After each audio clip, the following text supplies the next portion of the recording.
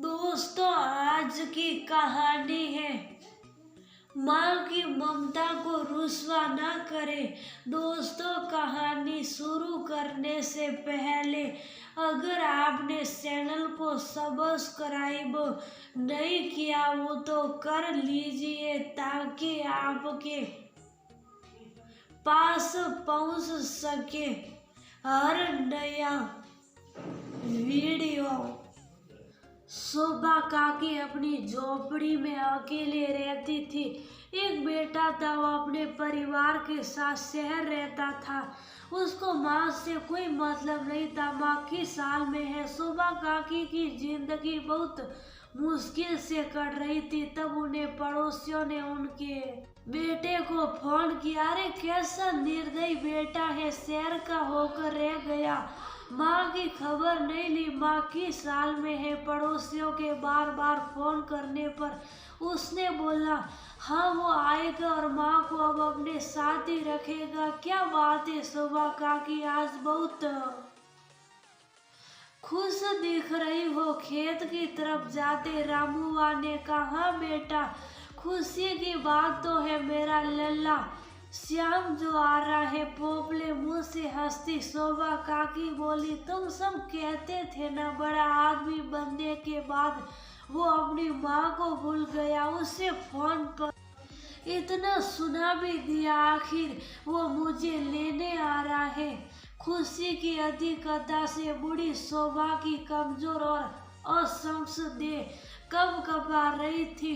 बोली मेरी झोपड़ी का ध्यान रखना रामूआ, अब तो मेरा यहाँ आना मुश्किल है। मेरा बेटा बहू मुझे अब आने थोड़ी ही देंगे। अब तो सुख से अपने पोता पोती के साथ खेलूंगी, बहू से सेवा करवाऊंगी। बिल्कुल काकी, सारी कसर निकाल दे लेना।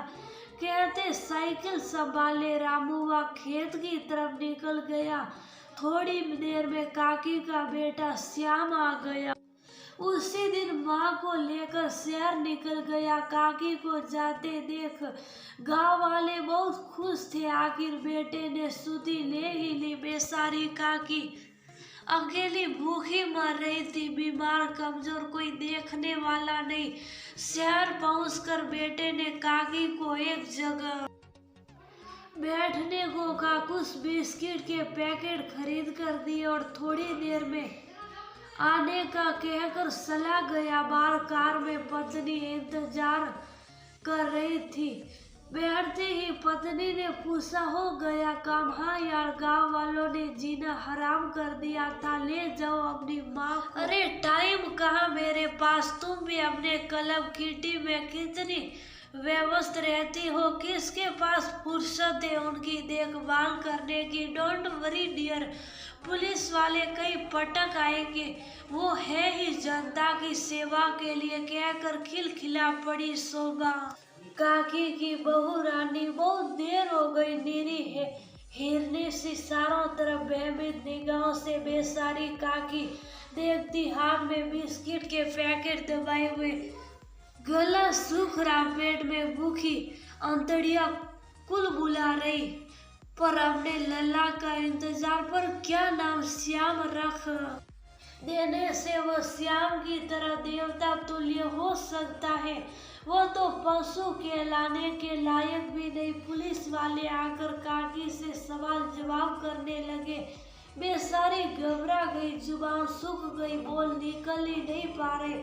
आखिरकार वो भी चले गए।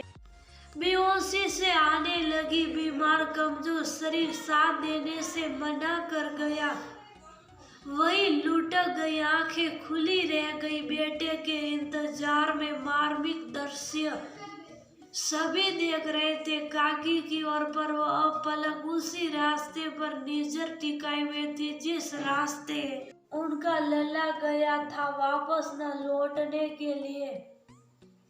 क्या बेटे ऐसे होते हैं? माँ के साथ ऐसा करते हुए उनको अपने आने वाले कल के बारे में सोचकर डर नहीं लगता? माँ को इस हालत में देखकर दिल नहीं कांपता? माँ के साथ ऐसा व्यवहार ना करे माँ तो अपने बच्चों के लिए अपना सब कुछ निछावर कर देती है, तो क्या बच्चे अपनी माँ को अपने घर में जगह और 2 वक्त की रोटी नहीं दे सकते? जो ऐसा नहीं कर सकता वह दुनिया का सबसे गरीब इंसान है। माँ की ममता को ऐसे रुस्वा ना करे। अरे माँ तो वो हस्ती है जो बिना किसी लालच के 9 महीने अपने पेट में बच्चे को रखती है, उसको ऐसे बेसहारा ना छोड़िए।